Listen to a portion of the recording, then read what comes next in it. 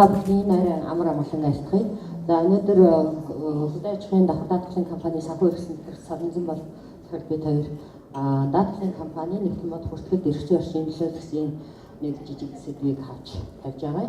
За ер нь бол 2015 оноос нэгэн бод хүртэл аудитын салбарт хууль эрхцээ орчин бүхэлдээ нэлээд томоохон өөрчлөлтүүдийг хийснээс хойш санхүүгийн зах зээл дээр жижиг байр суурийг эзэлдэг даатгалын зах зээл дээр компаниудад хэр зэрэг хууль эрхцээ орчин дүрм журмууд яаж өөрчлөгдөж нөлөөж байна гэдгийг өнөөдөр та бүхэндээ санал бодлоо солилцох гэсэн.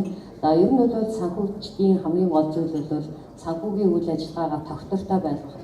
Тогтвортой хөгжил 2030 гээд дэлхийд даяар тунхагсан энэ үзэл баримтлалын хүрээлэлтээр компани засаглалын хүрээлэлтээр компанийнхаа үйл ажиллагааг тогтвортой ойлгохын тулд санхүүгийн үнэн бодитын мэдээлэл өөрөө зайлшгүй гэдэг нь бол бас тодорхой.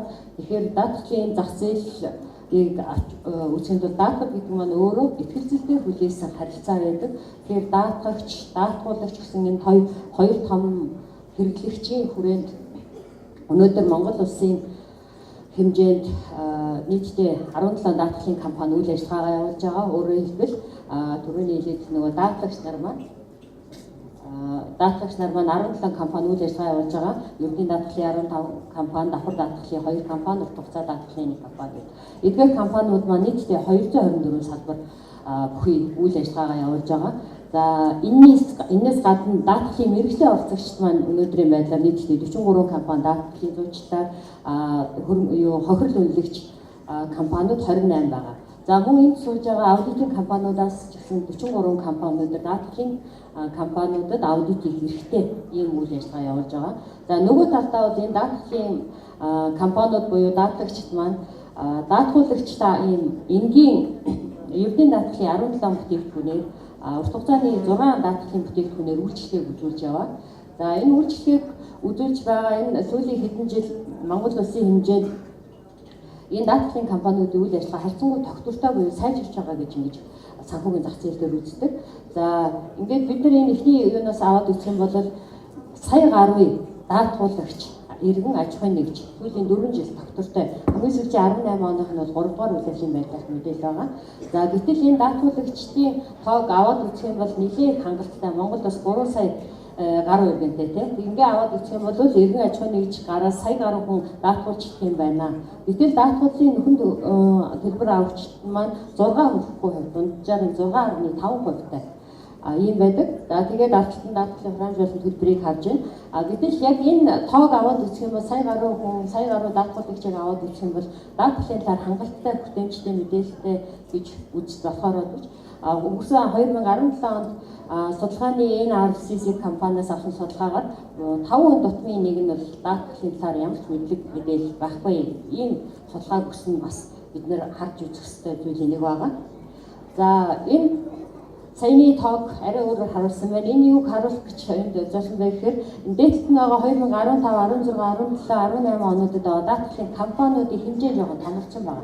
Энэ юуг харуулж байгаа гэхээр даатгалын зах зээл дээр үйл ажиллагаа явуулж байгаа даатгалын компаниуд нь тоон хэвээрээ боловч хөрөнгө түүний санхүүгийн үзүүлэлтүүд нь бол сайжирсан ийм байдлаар томорсон. Доотлолт нь бол нөгөө даатгуулагчийн тоо бол төдийлөн тийм өөрчлөгдөж өсөөгүй ийм нөхцөл байдал харагдаад байгаа юм. За тэгээд энэ даатгалын зах зээл дээр үйл ажиллагаа саяны түрүүний хэлсэн 16 бүтээгдэхүүн төрлийн ердийн даатгал 6 төрлийн урт хугацааны даатгалын бүтээгдэхүүнээс ерөөсөө 6 төрлийн даатгалын зах зээлийнхаа нийт хураамжийн орлогын 98% эзэлдэг. Тэгэхээр манай даатгалын зах зээл нэг талаасаа маш их хараат байгаа гэдгийг харагдаад байгаа. Нөгөө талаасаа энэ өөрчлөлтүүд нь юунаас хамаарат байгаа юм бэ гэхээр эдийн засгийн өөрчлөлттэй уялдсан даатгалын бүтээгдэхүүний нэр төрлийн өөрчлөлт. За дээрээс нь 2012 онд гарч ирсэн жадагчийн хариуцлагын даатгал буюу албан журмын даатгал гарч ирсэнтэй холбоотойгоор ийм орлогын хэмжээ сайжирсан байгаа. За одоо та бүхэн сүүлийн 4 жилийн хамгийн сүүлийнх нь бол 3 дугаар удирлын байдлаар сүүлийн 4 жилийн Монгол улсад үйл ажиллагаа явуулж байгаа даатгалын компаниудын хөрөнгөний мэдээллийг харагдаж байгаа.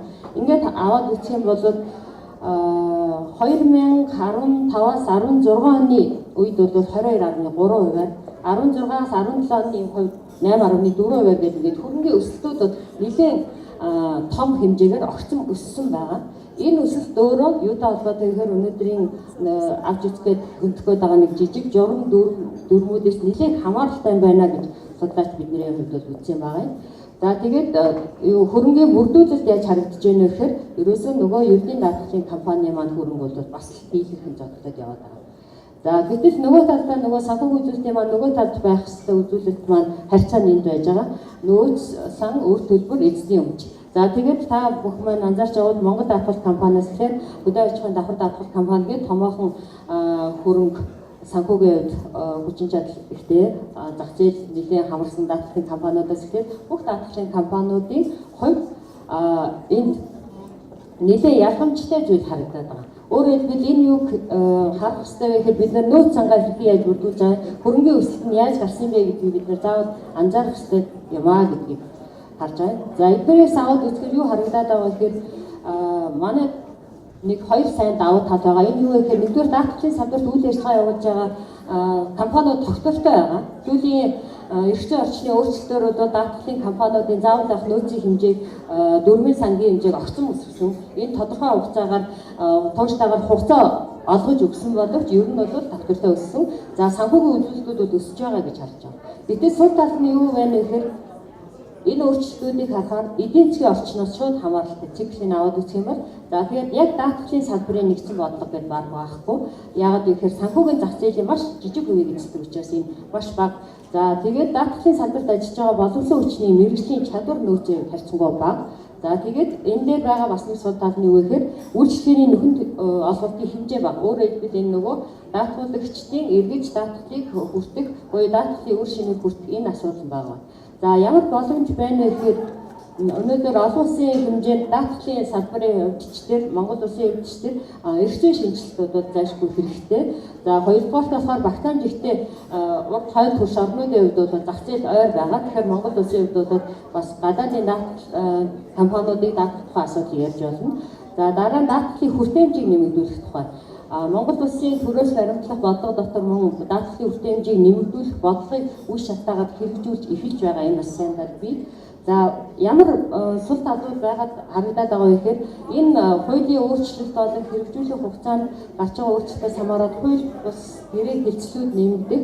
За тэгээд хууль эрхцэн орчны тогтворгүй байдал бий болох. За дээрэс нь хууль хэрэгжихэд шаардлагатай хугацаанд аж ахуйн нэгжүүлэлт олох гэсэн ийм зүйл байгаа. Өнөөдөр санхүүгийн зах зээл дээр хэрэгжиж байгаа энэ үндсэн томоохон баримт бичгүүдээс яг одоо хэрэгжиж байгаа санхүүгийн зохицуулах хорооны 2018-аас 2021 оны стратеги 2025 он хүртэл хэрэгжүүлэх Монгол Улсын засгийн газрын мөрийн хөтөлбөрийг стацсан бол яг даатгалын салбарт зориулсан энэ стратегийн баримт бичиг баггүй дунд хугацааны төлөвлөгөөнүүдээр үйл ажиллагаа бол явж байгаа. За энэ бол даатгалын зах зээл дээр санхүүгийн зохицуулах хорооноос сүүлийн үед эрчимтэй авч явж байгаа даатгалын хяналт шалгалт нөхөн төлбөр хөрөнгө тооцоотой холбоотой энэ нэлээд сайн хэрэгжих боломжтой нөхцлүүдийг бүрдүүлсэн ийм эрхцэн баримт бичгүүд байгаа. За одоо энд нэг 2-3 тодорхой хугацааны нэг дөрвөн журмыг авч үзэн тэр юу вэ гэхээр саяны нөгөө хөрөнгө өөрчлөгдөхөд тэр зах зээл том юм шиг харагдахад нөлөөсөн энэ зүйлүүд байгаа. Ерөнхийдөө бол Монгол улсын анхны даатгалын хууль 1994 онд гарснаас хойш 2000 одооны хэрэгжиж байгаа үед бол 2004 оны үед хэрэгжиж байгаа. Тэгэхээр энэ хуулийг хэрэгжүүлэх энэ хооронд бол бас нэлээд даатгалын зах зээл зогсон гэж үзэж болохоор ийм санхүүгийн үзүүлэлттэй байдаг. За 2006 оноос эхлээд 2005 онд санхүүгийн зохицуулах хороо байгуулагдаад тодорхой дөрвөн журмуудыг гаргаад судалж ирснээс хойш бол ер нь бол ердийн даатгалын компанитай холбоотой маш олон эрхчийн баримт бичгүүд сайжраад нөхөн төлбөртэй холбоотой асуудлууд тооцоолууд нь бол сайжирч ирсэн. За энэний дараа 2009 онд мөн ердийн даатгалын компани нөөц сангийн хяналтууд тавих хяналтын тухай хууль батлагдсанараа энэ дээр бол нөгөө нөөц санг хэрхэн тооцох вэ гэдэг асуудал гарч ирсэн. Тэгэхээр нөөц санг тооцох энэ дүрм журмыг хэрэгжүүлэх явцад хэрэгжүүлэлтээ маань хугацаанаас хамаарат энэ дээр нөгөө тайлбар дээр буруу мэдээлэл тайлбарлагдах, ухарч тайлбарлагдах ийм нөхцлүүд бүрдсэн байгаа юм.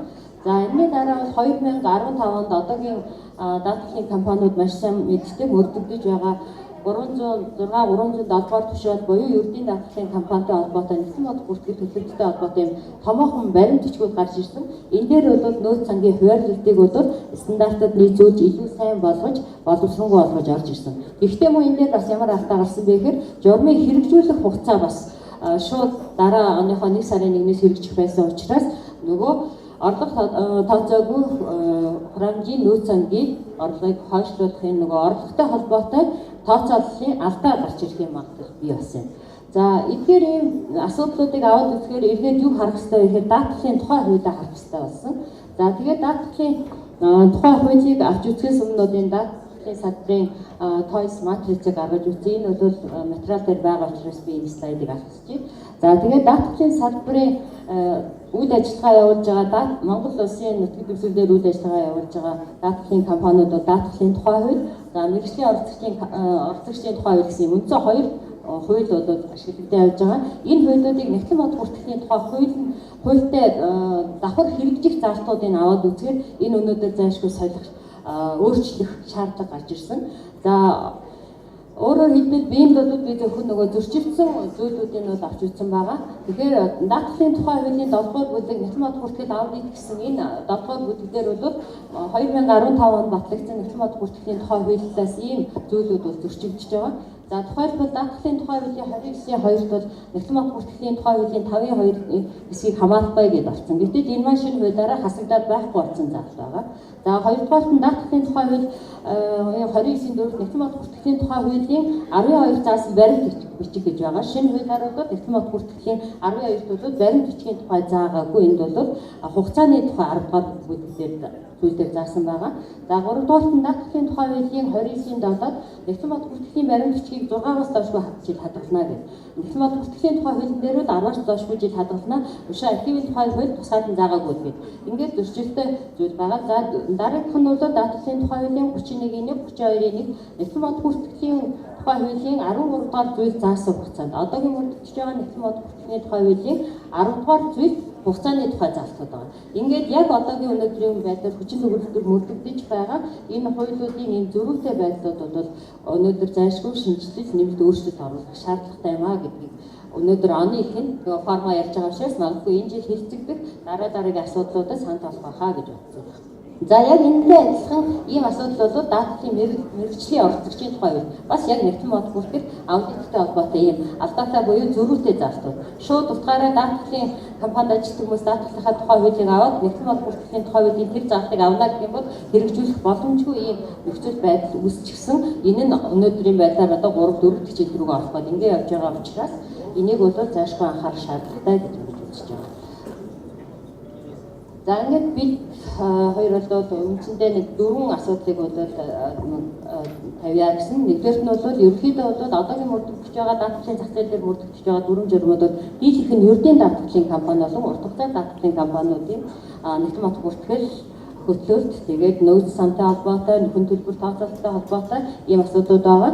Тэгэхээр энэ дээр бол давхар даатгалын компани тухай асуудлыг оруулж өгөх зүйтэй асуудал яригдж байгаа.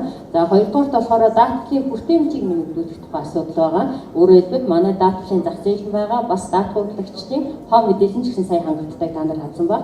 За гуравдугаарт Монгол Улсын засгийн газраас хэрэгжүүлж байгаа үндэсний хөтөлбөр дээрж байгаа үндэсний давхар даатгалын үйл ажиллагаа сая өнгөрсөн онд 2 дахь давхар даатгалын компани буюу хувийн анхны давхар даатгалын компанитай болсон. Монгол улсад одоогийн байдлаар нэг төрийн нэг хувийн давхар даатгалын компанитай байгаа. Тэгэхээр энэ давхар даатгалын үйл ажиллагаанаас орж ирэх мөнгө бол ихэвчлэн гадагшаа өрсдөг учраас энийг бол дотооддоо байхын тулд энэ засгийн газраас хэрэгжүүлж байгаа мөрийн хөтөлбөрийг бол зайлшгүй хэрэгжүүлэхэд анхаарах хэрэгтэй. За тэгээд хамгийн сүүлд нь бол саяны гаргасан энэ хуулиудад бол зайлшгүй хурдан хугацаанд нэмэлт өөрчлөлт тавих шаардлага байгаамаа. За анхаарал хандуулсанд баярлалаа.